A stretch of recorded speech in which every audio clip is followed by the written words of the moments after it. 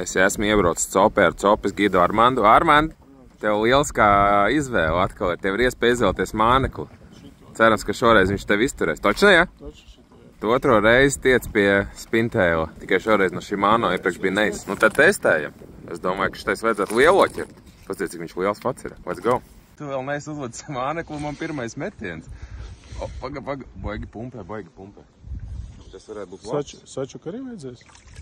Man atskrēja līdzi vēl. Redzēji? Tu bekot. Nopietni. Labs, ne?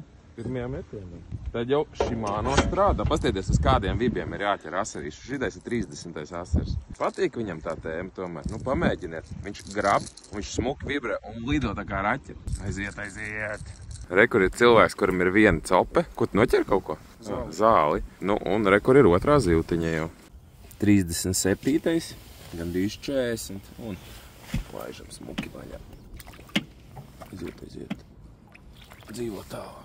Redz kāds kukulīts un atkal uz Shimano vaibu. Tu savējā norāv māneklīti. Sāki mētāt mazāks, noķēri mazākas zivtiņas. Re, kur es noķēru bišķiņ garāk. Šitais jau tūk 40 izskatās. Paskaties, kas man galvā ir. Zaņģiks uz viba. Nu, es esmu dzirdējis, ka uz vibiem. Pagaidām tikai tavu roku redz, nevis zaņģiku. Ui, dzīvo. Atlaišana. Viba. Tev neliekas, ka tu šmocēs?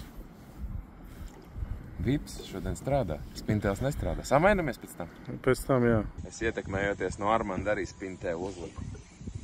Izrādās, ka var noķert arī spintēlu zīves aigars. Šoreiz āšuks. Skolnieks pārspēja skolotāju. Pastieties, kāds Zandert uz spintēliem ķērās. Shimano spintēls. Nu, tas jau ir gandrīz mērā, bet vismaz kaut ko ķeram. Un labi ķeram. Kas te notiekās? Kāds ripā, un Armands jau kādu minūti nevar pacelt zivtiņu. Tas uz to spintēlu.